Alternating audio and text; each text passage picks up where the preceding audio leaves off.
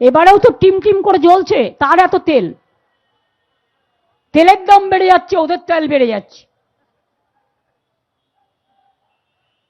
জিজ্ঞেস করুন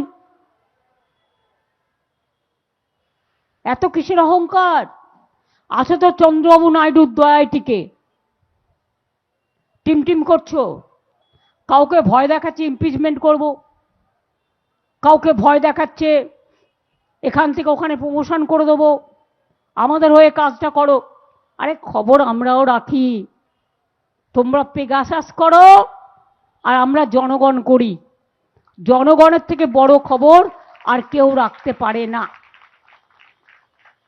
তাই আবার বলি, বিজেপি সাবধান,